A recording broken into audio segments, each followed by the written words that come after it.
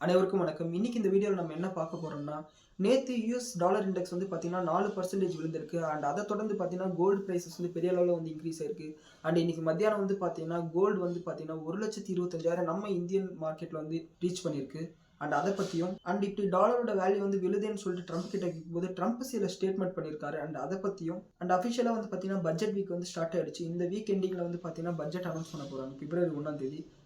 அத பத்தியும் நேத்து சைன் ஆன இந்தியா யூரோப்பியன் யூனியனோட ட்ரேட் டீல் பத்தி சில அப்டேட்ஸ் வந்து கிளியரா வந்திருக்கு. அத பத்தியும் பார்க்க போறோம். இதெல்லாம் இல்லாம இன்னைக்கு ஆப்ஷன் பிரைசஸ்ல வந்து பாத்தீங்கன்னா ஒரு பெக்யூலரான ஒரு மூவ் நடந்தது. அத பத்தியும் சில ஸ்டாக் ஸ்பெசிபிக் நியூஸ் பத்தி பார்க்க போறோம். இந்த எல்லா டாபிக்ஸ்க்கான டைம் ஸ்டாம்ப் வந்து கீழே டிஸ்கிரிப்ஷன்ல கொடுத்துருக்கேன். நீங்க அதை யூஸ் பண்ணி உங்களுக்கு பிடிச்ச டாபிக்ஸ் வந்து செலக்ட் பண்ணிக்கலாம். இப்போ வீடியோக்குள்ள போகலாம். நேத்து நம்ம மார்க்கெட் முடிஞ்சதுக்கு அப்புறம் யூஎஸ் மார்க்கெட் ஓபன் ஆச்சு. இன்டர்நேஷனல் மார்க்கெட்ல வந்து பாத்தீங்கன்னா கோல்டு பிரைசஸ் வந்து $5,200 வரை ரீச் ஆச்சு. இது எதனால இந்த அளவுக்கு ரேலி ஆச்சுன்னா மிக முக்கியமான காரணம் வந்து பாத்தீங்கன்னா யூஎஸ் டாலர் இண்டெக்ஸ் வந்து பெரிய அளவுல வந்து கிராஷ் ஆச்சு. 4% அளவு கிராஷ் ஆச்சு. இது வந்து எதை காட்டுதுன்னா உலகம் ஃபுல்லா வந்து டாலர் மேல இருக்கிற நம்பிக்கையை வந்து இழந்துட்டாங்க. அதை காட்டுது. இப்போ அபிஷியலா வந்து ஒரு நியூஸ் என்னன்னா உலகம் ஃபுல்லா இருக்கிற எல்லா நாடுகள் கிட்டயும் கரன்சி ரிசர்வ்னு எடுத்துக்கிட்டா டாலர் வந்து 2வது இடத்துக்கு போயிடுச்சு. அதிகமான கரன்சி ரிசர்வா எது இருக்குன்னு பாத்தீங்கன்னா கோல்டு தான் மெயின்டைன் பண்ணிட்டு இருக்காங்க. சோ இந்த நியூஸஸ் தொடர்ந்து இன்னைக்கு மத்தியானம் 2 மணிக்கு பாத்தீங்கன்னா நம்ம மார்க்கெட் டைம்ல இன்டர்நேஷனல் மார்க்கெட்ல கோல்டு பிரைசஸ் வந்து பாத்தீங்கன்னா $5,300 கிராஸ் பண்ணுச்சு. அதை தொடர்ந்து நம்ம ரீட்டைல் மார்க்கெட்ல பாத்தீங்கன்னா கோல்டு பிரைசஸ் வந்து 22 கேரட் ஒரு சவரன் வந்து பாத்தீங்கன்னா 1.25 லட்சத்தை வந்து ரீச் பண்ணிடுச்சு. 4 நாளைக்கு முன்னாடி நம்ம போட்ட வீடியோல வந்து பாத்தீங்கன்னா இந்த மாதிரி 1.25 லட்சத்தை ரீச் பண்ணும். காரணம் என்னன்னா கோல்ட்மேன் சாக்ஸ் வந்து $5,400 டார்கெட் கொடுத்துருக்காங்க அப்படின்னு பேசியிருந்தோம். நான் எப்படி 1.25 லட்சம்னு சொன்னேன்னா $5,400 நீங்க கால்குலேட் பண்ணி பார்க்கும்போது அந்த இம்போர்ட் டியூட்டி எல்லாத்தையும் கணக்கு போட்டு பார்த்தீங்கன்னா 1,27,000 வரும். ஸோ அந்த டார்கெட்டை ரீச் பண்ணும்போது பார்த்தீங்கன்னா 1.25 லட்சத்தை கிராஸ் பண்ணிடும்னு சொல்லிட்டு நான் வந்து வீடியோ போட்டிருந்தேன். இவ்வளோ சீக்கிரம் வந்து பார்த்தீங்கன்னா அந்த டார்கெட்டை வந்து ரீச் பண்ணுன்னு சொல்லிட்டு நானும் கூட எதிர்பார்க்கல. சில்வர் பிரைசஸ் வந்து பார்த்தீங்கன்னா ஒரு கிலோவோட ப்ரைஸ் வந்து 4 லட்சத்துல வந்து ரீச் ஆயிடுச்சு. இந்த ப்ரைசஸ்ல வந்து சில்வரை இன்வெஸ்ட் பண்ணலாமா வேணாமான்னு உங்களுக்கு ஒரு கன்ஃபியூஷன் இருக்கும். நீங்க இந்த வீடியோ வந்து பார்த்தீங்கன்னா உங்களுக்கு அந்த கன்ஃபியூஷனுக்கு ஒரு கிளாரிட்டி கிடைக்கும். என்னதான் கோல்டு பிரைசஸ் வந்து மார்க்கெட்ல இன்க்ரீஸ் ஆனாலும் சாவரின் கோல்டு பாண்ட் வந்து அந்த அளவுக்கு இன்னைக்கு வந்து ரைஸ் ஆகல. காரணம் என்னன்னா சாவரின் கோல்டு பாண்ட் வந்து பார்த்தீங்கன்னா ஆல்ரெடி வந்து ஒரு ப்ரீமியம்ல தான் ட்ரேட் ஆயிட்டு இருந்தது. அதாவது கோல்டு பிரைசஸ் வந்து 15,000 இருக்குன்னா சாவரின் கோல்டு பாண்ட் பிரைசஸ் வந்து பார்த்தீங்கன்னா 18,000 இருந்தது. இப்போ வந்து இது 16,000 வந்தா கூட இந்த 18,000 18,500 தான் போயிருக்கு. இந்த 3,000 ப்ரீமியம் பண்றது பார்த்தீங்கன்னா 2,500 குறைஞ்சிருக்கு. ஸோ அதனால தான் பார்த்தீங்கன்னா கோல்டு பாண்டோட பிரைசஸ் வந்து அந்த அளவுக்கு இன்க்ரீஸ் ஆகல. இன்னும் இதை பத்தி டீட்டெயிலாக வந்து இந்த வீடியோல வந்து நம்ம பேசியிருக்கோம். அந்த வீடியோ நீங்க பாருங்க. குளோபலா வந்து பார்த்தோம்னா இன்னைக்கு நைட் வந்து ஃபெடரல் ரிசர்வோட மீட்டிங் இருக்கு. அதுல வந்து ஜெரம் போல் வந்து பேச போறாரு. மேக்ஸிமம் பார்த்தீங்கன்னா இன்ட்ரெஸ்ட் ரேட்ல வந்து பெரிய மாற்றங்கள் எல்லாம் இருக்கிறதுக்கு வாய்ப்பு இல்லை.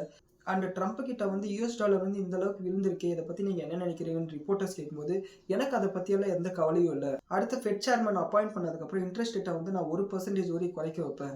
அதை பத்தி தான் நான் யோசிச்சுட்டு இருக்கேன்னு சொன்னாரு. இதை தாண்டி பார்த்தீங்கன்னா கியூபாக்கு எதிராக ஒரு ஸ்டேட்மெண்ட் பண்ணியிருக்காங்க. கியூபா வந்து கூடிய சீக்கிரமே கொலாப்ஸ் ஆயிடும் அப்படின்னு சொல்லிட்டு. அதாவது வெனிசுலால பண்ணது, கிரீன்லாண்ட்ல பண்ணது, இப்போ கியூபாக்கு போயிருக்காரு. கனடா கிட்டயும் பிரச்சனை பண்ணிட்டாரு. நம்ம இந்தியா கிட்ட பிரச்சனை பண்ணிட்டாரு. யூரோப்பியன் யூனியன் கிட்ட பிரச்சனை பண்ணிட்டாரு. சைனா கிட்ட பிரச்சனை பண்ணிட்டாரு. அவங்க ஊர்ல இருக்கிற ஃபெடரல் சேர்மன் கிட்டயும் பிரச்சனை பண்ணிட்டாரு. இவர் வந்து எல்லார்கிட்டையும் இந்த மாதிரி பிரச்சனை பண்ணிட்டு இருக்கிறது உண்மையாவே வந்து பாத்தீங்கன்னா மார்க்கெட்டை வந்து ஒரு மாதிரி அன்ஸ்டேபிளான ஒரு சுச்சுவேஷன்ல கொண்டு போய் நிறுத்திருக்கு.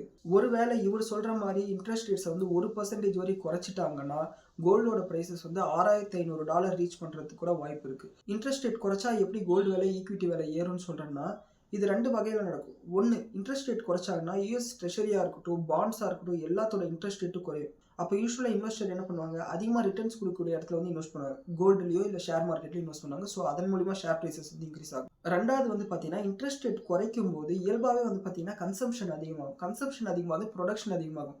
ப்ரொடக்ஷன் அதிகமாகும் போது கமாடிட்டியோட ப்ரைசஸ் அதிகமாகும். அது மட்டும் இல்லாமல் கம்பெனிஸோட ப்ராஃபிட்ஸும் அதிகமாகும். இப்படி எல்லாமே அதிகமாகும் போது ஷேர் மார்க்கெட்டும் கோல்டு இன்க்ரீஸ் ஆகிறதுக்கு வாய்ப்பு இருக்கு. அதை தொடர்ந்து பார்த்தீங்கன்னா எல்லா மெட்டல் பிரைசஸும் இன்க்ரீஸ் ஆகிறதுக்கு வாய்ப்பு இருக்கு. இதை பத்தி வந்து ட்ரம்போட ஆளு ஸ்காட் பெசன்ட் பேசும்போது என்ன சொல்றாருன்னா 2026 வந்து ஒரு நான் இன்ஃபிளேஷனரி எக்கனாமிக் பூமை வந்து நீங்க பாப்பீங்கன்னு சொல்லியிருக்காரு. அதாவது இன்ஃபிளேஷன் அதிகமாகாம ஒரு எக்கனாமிக் பூமை வந்து நீங்க பாப்பீங்கன்னு சொல்லியிருக்காரு. இதை தொடர்ந்து பார்த்தீங்கன்னா நேற்று இந்தியாவுக்கு யூரோப்பியன் யூனியனுக்கும் ட்ரேட் டீல்ஸ் என்னாச்சு. அதை பற்றின ஃபுல் டீட்டெயில்ஸும் வந்துடுச்சு. இந்த ட்ரேட் டீலில் வந்து பார்த்தீங்கன்னா கிட்டத்தட்ட 6 லட்சம் கோடி ரூபாய் மதிப்புள்ள எக்ஸ்போர்ட்ஸ் வந்து நடக்க போதா சொல்லியிருக்காங்க. அது மட்டும் இல்லாமல் இந்தியாவிலேருந்து ஏற்றுமதி செய்யக்கூடிய பொருட்களில் 99% பொருட்களுக்கு வந்து வரியை சுத்தமாக 0 பண்ணிட்டதா சொல்லியிருக்காங்க. இது வந்து பார்த்தீங்கன்னா ரொம்ப பெரிய பாசிட்டிவான விஷயம். இதை தான் வந்து பார்த்தீங்கன்னா அவங்க மதர் ஆஃப் ஆல் டீல்ஸ்ன்னு சொல்லிட்டே இருந்தாங்க. அண்ட் அது மட்டும் இல்லாமல் ஃபார்மா அண்ட் மெடிக்கல் டிவைசஸை ஏற்றுமதி செய்யக்கூடிய கம்பெனிஸ்க்கு வந்து இது ஒரு பெரிய பாசிட்டிவான நியூஸாக பார்க்கப்படுது. கிட்டத்தட்ட $500 பில்லியன் மதிப்புள்ள டிவைசஸ் வந்து இதுக்கு மேலே ஃப்ரீயாக நம்ம ஏற்றுமதி பண்ணலாம். இது வந்து பார்த்தீங்கன்னா அந்த கம்பெனிஸ்க்கெல்லாம் ஒரு மிகப்பெரிய ஒரு வாய்ப்பாக பார்க்கப்படுது. அண்ட் இதை தொடர்ந்து பார்த்தீங்கன்னா நிறைய மிஷனரிஸ் அப்புறம் ஃபார்மாஸ்டிக்கல் ப்ராடக்ட்ஸ் இது எல்லாத்துக்குமே வந்து பார்த்தீங்கன்னா 0% டேரிஃப் வந்து சொல்லியிருக்காங்க. வெஹிக்கல்ஸில் மட்டும் $2,50,000 மதிப்புள்ள வெஹிக்கல்ஸுக்கு கீழே இருந்துச்சுன்னா அதுக்கு வந்து வெறும் 10% தான் டேரிஃப்னு சொல்லியிருக்காங்க. இது வந்து பார்த்தீங்கன்னா யூரோப்பியன் கார் கம்பெனிஸ்க்கு வந்து ஆக்சுவலாக பாசிட்டிவ் நியூஸ். நம்ம நேற்றே நியூஸில் பார்த்துருந்தோம், சோனா காம்ஸ்டார் கம்பெனி மட்டும் பாசிட்டிவாக ட்ரேட் ஆகிட்டு இருந்தது, மற்ற ஆட்டோ கம்பெனிஸ் எல்லாம் வந்து நெகட்டிவாக ட்ரேட் ஆகிட்டு இருந்தது. ஏன்னா சோனா காம்ஸ்டார் வந்து பார்த்தீங்கன்னா யூரோப்பியன் கார் கம்பெனிஸ்க்கு வந்து ஸ்பேர் பார்ட்ஸ் ஏற்றுமதி பண்ணுறாங்கன்னு சொல்லிட்டு பார்த்துருந்தோம். அண்ட் இதனால் வந்து நம்ம கார் கம்பெனியோட பிஸ்னஸஸ் வந்து அடி வாங்குறதுக்கு வாய்ப்பு இருக்குது. அண்ட் அதை தொடர்ந்து பார்த்தீங்கன்னா ஃபுட் ஐட்டம்ஸில் வந்து பார்த்தீங்கன்னா ஆலிவ் ஆயில், ஷீப் மீட் இதெல்லாம் வந்து பார்த்தீங்கன்னா 0% டேரிஃப்குள்ளே கொண்டு வந்துட்டாங்க. சில வைன்ஸ்க்கெல்லாம் வந்து பார்த்தீங்கன்னா 40% 50% வரைய டேரிஃப் கொண்டு வந்திருக்காங்க. இதுக்கு முன்னாடி அதிகமாக இருந்தது. இந்த டீலில் கவனிக்க வேண்டிய ஒரு விஷயம் என்னென்னா, இது ஃபுல்லாக வந்து ஒன் சைடாக இல்லை. அவங்களுக்கும் சில பெனிஃபிட்ஸ் இருக்குது, நமக்கும் சில பெனிஃபிட்ஸ் இருக்குது. இந்த மாதிரி ஒரு பெரிய ட்ரேட் அக்ரிமெண்ட் சைன் ஆனதோட விலை வந்து பார்த்தீங்கன்னா இன்றைக்கி நம்மளோட இந்தியன் ருப்பி வந்து பார்த்தீங்கன்னா ஸ்ட்ரென்தன் ஆயிருக்கு. போன வாரம்லாம் வந்து பார்த்தீங்கன்னா நம்ம இந்தியன் ருப்பி வந்து கிட்டத்தட்ட $92 வரையும் டச் ஆகிறதுக்கு போயிடுச்சு. $91 95 வரையெல்லாம் போயிடுச்சு. இப்போ வந்து பார்த்தீங்கன்னா $91.60 இருக்குது. அப்படி ஒரு வேளை இப்படி 40 பைசா வந்து அப்ரிஷியேட் ஆகாமல் இருந்திருந்தா தங்கத்தோட விலை இன்னும் ஒரு சவரனுக்கு வந்து ஒரு $600-700 அதிகமாக இருக்கும். ஓவராலாக பார்க்கும்போது இன்னைக்கு இருக்கக்கூடிய குளோபல் அன்சர்டனிட்டியான சுச்சுவேஷனில் இது வந்து பார்த்தீங்கன்னா இந்தியாவில் ஏற்றுமதி செய்யக்கூடிய கம்பெனிஸ்க்கு வந்து ரொம்ப பெரிய ஒரு பாசிட்டிவான நியூஸாக பார்க்கப்படுது. அடுத்து நான் ஃபஸ்ட்டே சொன்ன மாதிரி வந்து பார்த்தீங்கன்னா பட்ஜெட் வீக் வந்து ஸ்டார்ட் ஆகிடுச்சு. இன்னைக்கு வந்து புதன்கிழமை, இன்னும் வியாழன் வெள்ளி, அடுத்தது வந்து ஞாயிற்றுக்கிழமை பட்ஜெட் டே. இன்னும் 2 நாள் தான் இருக்குது பட்ஜெட்டுக்கு. அண்ட் இன்னைக்கு காலையில் வந்து பார்த்தீங்கன்னா ஆப்ஷன் ப்ரைஸஸ் எல்லாம் வந்து அதிகமாக ட்ரேட் ஆகிட்டு இருந்தது. அதாவது அட் த மணி ஆப்ஷன் வந்து எப்பயுமே புதன்கிழமையில் வீக்லி எக்ஸ்பைரி நிஃப்டியில் வந்து பார்த்தீங்கன்னா 100-110 அந்த ரேஞ்சில் இருக்கும். ஆனால் வந்து பார்த்தீங்கன்னா இன்றைக்கி இருக்கிற ஆப்ஷனோட ப்ரைஸஸ் வந்து பார்த்தீங்கன்னா $250 $200 அந்த ரேஞ்சில் இருந்தது at the money options. And அதுக்கப்புறம் வந்து பார்த்தீங்கன்னா ஆப்ஷன் ப்ரைஸஸில் வந்து ஒரு பெரிய ஃபால் வந்து பார்க்க முடிஞ்சது. காரணம் என்னன்னா வந்து பார்த்தீங்கன்னா மிக்ஸ் வந்து பெரிய அளவில் வந்து கிராஷ் ஆச்சு. இது என்ன காட்டுதுன்னா ஒருவேளை பட்ஜெட் வந்து ஒரு நான் ஈவெண்ட்டாக இருக்குமோன்னு காட்டுது. ஏன்னா எஃப்ஐஐ வந்து பார்த்தீங்கன்னா அவங்களோட இண்டெக்ஸ் டெரிவேட்டிவ்ல இன்னும் 88% வந்து ஷார்ட் பொசிஷன் வந்து மெயின்டைன் பண்ணிட்டு இருக்காங்க. ஒருவேளை அவங்களுக்கு பயம் இருந்துச்சுன்னா எங்க மார்க்கெட் பெரிய அளவில் வந்து இன்க்ரீஸ் ஆகிடுமோன்னு சொல்லிட்டு பயம் இருந்துச்சுன்னா அந்த ஷார்ட்ஸை வந்து கவர் பண்ணியிருப்பாங்க. அந்த மாதிரி எந்த பயமும் வந்து பார்க்க முடியல. ரொம்ப வந்து கன்வீனியண்ட்டாக இருக்காங்க. ஒருவேளை இன்னைக்கு அவங்களோட ஷார்ட் பொசிஷன்ஸ் ஏதாவது அவங்க குறைச்சிருக்காங்களான்னு பார்க்கணும். இன்னைக்கு வந்து பார்த்தீங்கன்னா ஆப்ஷனை செல் பண்ணவங்களுக்கு வந்து பாசிட்டிவாக இருந்திருக்கும், ஆப்ஷனை பை பண்ணவங்களுக்கு வந்து பார்த்தீங்கன்னா நெகட்டிவாக தான் இருந்திருக்கும். எஸ்பெஷலி வந்து out of the money options வாங்கினவங்க ஒரு 400 பாயிண்ட் 500 பாயிண்ட் அந்த பக்கம் போய் ஆப்ஷன்ஸ் வாங்கினவங்க பார்த்தீங்கன்னா கண்டிப்பாக அவங்களோட ஆப்ஷன் ப்ரைஸஸ் வந்து ப்ளீட் பண்ணியிருக்கும். அடுத்து ஸ்டாக் ஸ்பெசிஃபிக் நியூஸில் வரும்போது பார்த்தீங்கன்னா இன்றைக்கி ஷேடோ ஃபேக்ஸ் டெக்னாலஜி ஐபிஓ வந்து லிஸ்ட் பண்ணியிருந்தாங்க. அண்ட் இந்த ஐபிஓ வந்து நம்ம ஏற்கனவே நியூஸ் வீடியோவில் பேசும்போதே சொல்லியிருந்தோம். இதுக்காக நான் தனியாக வந்து வீடியோ போடல. பிசிசிஎலுக்கு வந்து நான் ஒரு வீடியோ போட்டிருந்தேன். காரணம் என்னென்னா நான் அதில் வந்து அப்ளை பண்ணுறதா சொல்லியிருந்தேன். ஆனால் இந்த ஐபிஓ வந்து நான் வீடியோ போடல. காரணம் என்னென்னா இதை அப்ளை பண்ணுற ஐடியாவிலே நான் இல்லை. இவங்களோட ப்ராஃபிட்டபிலிட்டி வந்து பார்த்தீங்கன்னா ரொம்ப கம்மியாக இருக்குது. இவங்க பேசிக்கலாக வந்து இந்த ஆன்லைன் பிளாட்ஃபார்ம்ஸ் இருக்காங்களா, மீஷோ, ஃப்ளிப்கார்ட் மாதிரியான ஆன்லைன் செல்லர்ஸ் இருக்காங்க இல்லையா, இவங்களுக்கு வந்து பார்த்தீங்கன்னா டெலிவரி சர்வீசஸ் ப்ரொவைட் பண்ணக்கூடிய ஒரு கம்பெனி. இந்த மாதிரி ஒரு கம்பெனி வந்து பார்த்தீங்கன்னா யூஸ்வலாக இன்வெஸ்டர் வந்து எக்ஸைட் ஆவாங்க. இது வந்து ஜொமேட்டோ மாதிரி நம்மளுக்கு பெரிய வெல்த்தை கிரியேட் பண்ணுமான்னு சொல்லிட்டு. ஆனால் இவங்களோட ப்ராஃபிட்டபிலிட்டி வந்து ரொம்ப கம்மியாக இருக்குது. இவங்களோட பி ரேஷியோ கூட பார்த்தீங்கன்னா போஸ்ட் ஐபிஓவில் வந்து 100க்கு மேலே இருந்தது. ஸோ இவங்களோட ப்ராஃபிட்டபிலிட்டி இவ்வளோ கம்மியாக இருக்கிறதுனால இதில் வந்து இன்வெஸ்ட் பண்ண வேணாம்னு சொல்லியிருந்தேன். இன்றைக்கி வந்து பார்த்தீங்கன்னா அவங்களோட ஐபிஓ வந்து டிஸ்கவுண்ட்டில் தான் ஓப்பன் ஆயிருக்கு. கிட்டத்தட்ட 10% அளவு டிஸ்கவுண்ட்டில் ஓப்பன் ஆயிடு. அண்ட் நாள் இறுதியில் கூட பார்த்தீங்கன்னா நெகட்டிவாக தான் முடிஞ்சிருக்கு. அடுத்து டிஃபென்ஸ் கம்பெனி ஷேர்ஸ் எல்லாம் வந்து இன்றைக்கி பயங்கரமாக இன்க்ரீஸ் ஆயிருந்தது. ஓவராலாக நிஃப்டி டிஃபென்ஸே வந்து பார்த்தீங்கன்னா 5% அளவு இன்க்ரீஸ் ஆயிருந்தது. இது எதனாலன்னு பார்த்தீங்கன்னா இந்தியாவுக்கும் யூரோப்புக்கும் உள்ள ட்ரேட் டீல் அக்ரிமெண்ட் சைன் ஆச்சு. ஸோ அதனோட பாசிட்டிவிட்டி ஒன்றா இருந்தாலும் பட்ஜெட்டில் ஏதாவது வந்து பூஸ்டோ ஹார்லிக்ஸோ கொடுப்பாங்க இந்த செக்டாருக்குன்னு சொல்லிட்டு நம்புறாங்க. அதனால் வந்து ஷேர் ப்ரைஸஸ் வந்து இன்க்ரீஸ் பண்ணியிருக்காங்க. எனக்கு வந்து டிஃபென்ஸ் செக்டாரில் வந்து எந்த விதமான ஹோல்டிங்ஸும் கிடையாது. ஏன்னா எப்பயுமே ஓவர் வேல்யூவாக இருந்தால் என்ன பண்ணுறது, எப்படி வாங்குறது? ஸோ நீங்கள் யாராவது வந்து டிஃபென்ஸ் ஸ்டாக்கில் இன்வெஸ்ட் பண்ணியிருந்தீங்கன்னா பட்ஜெட்டை வந்து ரொம்ப ஃபோக்கஸ்டாக பாருங்கள். ஒருவேளை எந்த விதமான அலோகேஷனும் கொடுக்கலைன்னா இந்த ஷேர்ஸ் வந்து அன்றைக்கி பெரிய அளவில் விழுறதுக்கு கூட வாய்ப்பு இருக்குது. அலோகேஷன் கொடுத்தா கூட எதிர்பார்த்ததை விட அதிகமாக கொடுக்கணும். அப்போ தான் அங்கேருந்து ஷேர் ப்ரைஸஸ் இன்க்ரீஸ் ஆகும். எதிர்பார்த்த அளவு மட்டும் கொடுத்தாங்கன்னா அங்கேருந்து ப்ரைஸஸ் வந்து கரெக்டாகிறதுக்கு இல்லை ப்ராஃபிட் புக் பண்ணுறதுக்கு கூட வாய்ப்பு இருக்குது. ஸோ கொஞ்சம் கேர்ஃபுல்லாக இருங்க. அண்ட் மேரிகோவை பற்றி நேற்று ஒரு நியூஸ் பார்த்துருந்தோம். அவங்க வந்து ஒரு ஸ்நாக்ஸ் பிஸ்னஸ் வந்து பிவிஆர் ஐநாக்ஸ் கிட்டேருந்து வாங்கியிருந்தாங்கன்னு சொல்லிட்டு இன்றைக்கி அவங்க என்ன அப்டேட் பண்ணியிருக்காங்கன்னா இந்த ஸ்நாக்ஸ் பிஸ்னஸ் வந்து லாஸ்ட் 3 வருஷத்தில் வந்து பார்த்தீங்கன்னா வருஷம் 100 கோடி ரூபாய்க்கு டர்ன் ஓவர் பண்ணுறாங்க. அடுத்த 5 வருஷத்துல வந்து பார்த்தீங்கன்னா, இவங்க ரூ. 500 கோடி வரை டர்ன் ஓவர் பண்ணுவாங்கன்னு சொல்லியிருக்காங்க. அதனால தான் வந்து பார்த்தீங்கன்னா, ரூ. 227 கோடி குடுத்து நாங்க வாங்கணும் அப்படின்னு சொல்லியிருக்காங்க. நான் ஏற்கனவே சொன்ன மாரி மேரிகோ இன்வெஸ்டர்ஸ்க்கு இது ஒரு லாங் டெர்ம் வெல்த் கிரியேஷனா கூட இருக்கிறதுக்கு வாய்ப்பு இருக்கு. ஆனா மார்க்கெட் வந்து இந்த நியூஸ்க்கு வந்து எக்ஸைட் ஆகல. அந்த ஷேர் வந்து ஃப்ளாட்டா தான் இருக்கு. அடுத்து வந்து பார்த்தீங்கன்னா, முட்டை விலையெல்லாம் வந்து பார்த்தீங்கன்னா, பயங்கரமா ஏத்திட்டாங்க. ரூ. 6 இருந்தது இப்ப ரூ. 7, ரூ. 7.50 வரை ஏத்திட்டாங்க. ஸோ முட்டை விக்கக்கூடிய ஒரு கம்பெனி வந்து பார்த்தீங்கன்னா, எஸ்கேஎம் எக் ப்ராடக்ட்ஸ். அவங்களோட ப்ராஃபிட் வந்து பார்த்தீங்கன்னா, பயங்கரமா இன்க்ரீஸ் ஆயிருக்கு. போன வருஷம் டிசம்பர் குவார்ட்டர்ல வந்து பார்த்தீங்கன்னா, ரூ. 7 கோடி ப்ராஃபிட் பண்ணாங்க. இந்த வருஷம் டிசம்பர் குவார்ட்டர்ல வந்து பார்த்தீங்கன்னா, ரூ. 30 கோடி ப்ராஃபிட் பண்ணியிருக்காங்க. கிட்டத்தட்ட 4 மடங்கு அதிகம். அண்ட் அது மட்டும் இல்லாம, இவங்களோட ஆப்பரேட்டிங் ப்ராஃபிட் மார்ஜின் வந்து பார்த்தீங்கன்னா, போன வருஷம் வந்து 10.54% இருந்திருக்கு. இந்த வருஷம் வந்து பார்த்தீங்கன்னா, 24% இன்க்ரீஸ் ஆயிருக்கு. இது கிளியரா தெரியுது. முட்டை உற்பத்தி பண்றவங்க தான் வந்து பிரைஸஸ இன்க்ரீஸ் பண்றாங்க. ஃபீட் காஸ்ட்டோ எதுவும் இன்க்ரீஸ் ஆகலன்னு சொல்லிட்டு நல்லாவே தெரியுது. ஸோ எஸ்கேஎம்ல வந்து பார்த்தீங்கன்னா, எனக்கு எந்த விதமான ஹோல்டிங்ஸும் கிடையாது. அண்ட் இவங்க முட்டை விலைய ஏத்துறது பார்க்கும்போது இந்த ஷேர்ஸ வாங்கணுமோன்னு எனக்கு தோணுது. ஆனா இவங்களோட டிவிடெண்ட் யீல்டும் வந்து பார்த்தீங்கன்னா, ரொம்ப கம்மியா தான் இருக்கு. இது வாட்ச் லிஸ்ட்ல போட்டு பேசாம பார்ப்போம். என்னைக்காவது ஒரு சான்ஸ் கிடைக்கும்போது வாங்கலாம். அண்ட் இன்னைக்கு வோடாஃபோன் ஐடியாவோட ஷேர்ஸ் வந்து பார்த்தீங்கன்னா, பாசிட்டிவா ரியாக்ட் ஆயிருந்தது. காரணம் என்னன்னா, அவங்களோட ப்ரமோட்டரான குமாரமங்கலம் பிர்லா வந்து என்ன சொல்லியிருக்காருன்னா, டெலிகாம் செக்டாரே வந்து பார்த்தீங்கன்னா, ரொம்ப ரிஸ்க்கான ஒரு செக்டார். அந்த செக்டார்ல வோடாஃபோன் வந்து பார்த்தீங்கன்னா, கிட்டத்தட்ட ஒரு 20 வருஷமா இருக்கு. ஆனா, இப்ப வந்து பார்த்தீங்கன்னா, எல்லா பிரச்சனையும் முடிஞ்சிருக்கு. கவர்ன்மெண்ட் சப்போர்ட் எங்களுக்கு இருக்கு. ஸோ இங்கருந்து பார்த்தீங்கன்னா, வோடாஃபோன் ஐடியா வந்து வளர்றதுக்கு வாய்ப்பு இருக்குன்னு சொல்லியிருக்காரு. ஸோ இது வந்து பார்த்தீங்கன்னா, ஷேர் பிரைஸ வந்து பாசிட்டிவா மூவ் பண்ணியிருக்கு. மார்க்கெட் சென்டிமெண்ட்டையும் இம்ப்ரூவ் பண்ணியிருக்கு.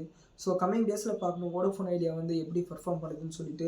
நான் வந்து ஐடியா சிம் கார்டு வச்சிருந்தேன். எப்பன்னா வந்து ஒரு 2015 அந்த காலகட்டத்தில வச்சிருந்தேன். ஃபர்ஸ்ட்டு பார்த்தீங்கன்னா, அவங்க தான் வந்து இந்த அன்லிமிட்டட் இன்டர்நெட்ட வந்து குடுத்தாங்க. அதாவது ரூ. 199க்கு ரீசார்ஜ் பண்ணிட்டோம்னா, 2 ஜிபி ஸ்பீட்ல 1 ஜிபி இன்டர்நெட் குடுத்துருவாங்க. பிளஸ் அந்த மாசம் ஃபுல்லா வந்து பார்த்தீங்கன்னா, அந்த 1 ஜிபிக்கு மேல வந்து பார்த்தீங்கன்னா, ரெடியூஸ்டு ஸ்பீட்ல வந்து இன்டர்நெட் நீங்க யூஸ் பண்ணிக்கலாம். அப்படின்னு குடுத்துருந்தாங்க. அத வந்து நான் யூஸ் பண்ணியிருக்கேன். அப்பல்லாம் பார்த்தீங்கன்னா, இந்த மோடம் மாரி வரும். Huawei கம்பெனியோட மோடம் இருக்கும். அதில சிம் கார்ட போட்டுட்டு அத வந்து கம்ப்யூட்டர்ல போட்டுட்டு யூஸ் பண்ணுவோம். ஸோ அதுக்கப்புறம் வந்து பார்த்தீங்கன்னா, நான் ஐடியாவோட சிம் கார்டு யூஸ் பண்ணதில்ல. இந்த ஜியோலாம் வந்ததுக்கப்புறம் நான் அவங்களது தான் யூஸ் பண்ணிட்டு இருக்கேன். ஸோ பார்ப்போம். கம்மிங் டேஸ்ல வந்து இந்த கம்பெனி எப்படி பெர்ஃபார்ம் பண்ணுதுன்னு சொல்லிட்டு. அடுத்து கிராஃபைட் இந்தியா ஷேர் ஹோல்டர்ஸ்க்கு வந்து ஒரு பாசிட்டிவான நியூஸ் வந்திருக்கு. இவங்க வந்து பார்த்தீங்கன்னா, சிந்தெடிக் கிராஃபைட் ஆனோட தயாரிக்கிற டெக்னாலஜில வந்து பார்த்தீங்கன்னா, ஒரு ரூ. 4,300 கோடி இன்வெஸ்ட் பண்ணலான்னு சொல்லிட்டு முடிவு பண்ணியிருக்காங்க. அண்ட் இது வந்து பார்த்தீங்கன்னா, லித்தியம் அயான் பேட்டரிஸ்ல வந்து ஒரு முக்கியமான பொருளா இருக்கும். அண்ட் இது வந்து பார்த்தீங்கன்னா, அவங்களோட லாங் டெர்ம் ரெவென்யூ குரோத்துக்கு வந்து ஒரு பாசிட்டிவான ஒரு விஷயமா பார்க்கப்படுது. கிராஃபைட் இந்தியா வந்து பார்த்தீங்கன்னா, பயங்கரமா ஷேர் பிரைஸ் ஒரு ஸ்டேஜ்ல ஏறும், பயங்கரமா குறையும். இது வந்து பார்த்தீங்கன்னா, கிட்டத்தட்ட ஒரு சைக்கிளிக்கல் கம்பெனியா தான் நீங்க பார்க்கணும். வாங்கிட்டு அப்படியே மறந்துடலாம் அப்படின்னு நினைக்கிற கம்பெனி இல்ல. கரெக்டான பிரைஸ்ல வாங்கணும், கரெக்டான பிரைஸ்ல எக்ஸிட் ஆயிடணும். ஸோ இது வந்து பார்த்தீங்கன்னா, கிராஃபைட் இந்தியா ஷேர் ஹோல்டர்ஸ்க்கு வந்து ஒரு பாசிட்டிவான விஷயம். அடுத்து மணப்புரம் ஷேர் ஹோல்டர்ஸ்க்கு வந்து ஒரு நெகட்டிவான ஒரு விஷயம் இருக்கு. இந்த மணப்புரம் கம்பெனிக்கு வந்து பார்த்தீங்கன்னா, ஒரு சப்சிடரி கம்பெனி இருக்கு. ஆஷிர்வாத் மைக்ரோ ஃபைனான்ஸ்ன்னு சொல்லிட்டு. அண்ட் இந்த ஆஷிர்வாத் மைக்ரோ ஃபைனான்ஸ் வந்து பார்த்தீங்கன்னா, டிசம்பர் குவார்ட்டர்ல ஒரு பெரிய லாஸ் வந்து ரிப்போர்ட் பண்ணியிருக்காங்க. கிட்டத்தட்ட ரூ. 156 கோடி வந்து லாஸ்ன்னு சொல்லிட்டு மென்ஷன் பண்ணியிருக்காங்க.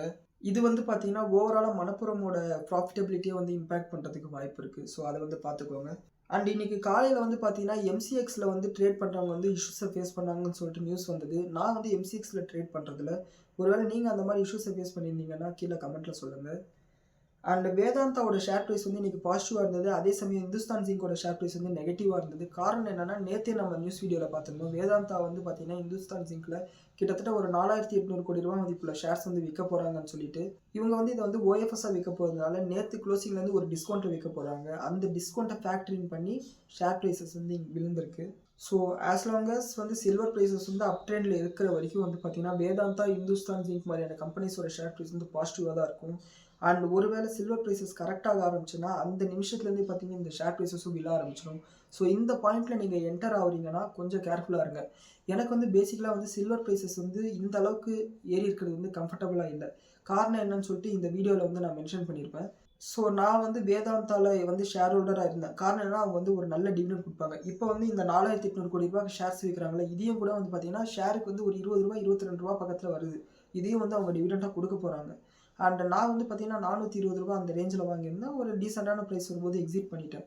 அண்ட் இந்த ப்ரைஸில் வந்து பார்த்தீங்கன்னா, இந்த ப்ரைஸில் வந்து ஷேர்ஸை என்ட்ரி ஆகிறது வந்து அவாய்ட் பண்ண வேண்டிய ஒரு விஷயமா தான் நான் பார்க்குறேன். அண்ட் இப்போ இந்த வீடியோவை ரெக்கார்ட் பண்ணிட்டு இருக்கிறேன். இந்த நிமிஷம் வரையும் பார்த்தீங்கன்னா, எஃப்ஐ டேட்டா வந்து ரிலீஸ் ஆகலை. ஆனால் நேற்று வந்து பார்த்தீங்கன்னா எஃப்ஐஐஸ் வந்து கிட்டத்தட்ட 3000 கோடி ரூபாய்க்கு செல் பண்ணியிருக்காங்க. ஆனால் டிஐஐஸ் வந்து பார்த்தீங்கன்னா 9000 கோடி ரூபாய் பக்கத்தில் பை பண்ணியிருக்காங்க. அண்ட் போன வாரம் பார்த்தீங்கன்னா எஃப்ஐஐஸோட இண்டெக்ஸ் ஷார்ட் பொசிஷன் வந்து 92% இருந்தது. அங்கேருந்து குறைஞ்சிட்டே வந்து 85% வந்தது. அண்ட் எல்லாரும் என்ன நினச்சோன்னா ஷார்ட் கவரிங் நடக்குது. ஸோ மார்க்கெட்ஸில் வந்து பார்த்தீங்கன்னா எஃப்ஐஐஸ் வந்து புல்லிஷாக டர்ன் ஆகிறாங்கன்னு பார்த்தோம். ஆனால் நேற்று வந்து பார்த்தீங்கன்னா எஃப்ஐஐஸோட ஷார்ட் பொசிஷன் வந்து இண்டெக்ஸ் டெரிவேட்டிவ்ஸில் வந்து பார்த்தீங்கன்னா 88% இருந்தது. மறுபடியும் அவங்களோட ஷார்ட் பொசிஷன்ஸ் வந்து இன்க்ரீஸ் பண்ணுறாங்க. அண்ட் எஃப்ஐஐஸ் வந்து இன்னமும் கூட இந்தியன் மார்க்கெட்டில் வந்து பீரிஷாக தான் பார்க்குறாங்க. அண்ட் இந்த வீடியோவில் உள்ள தகவல்கள் வந்து உங்களுக்கு பயனுள்ளதாக அமைஞ்சிருக்குன்னு சொல்லி நம்புகிறேன். நன்றி, வணக்கம்.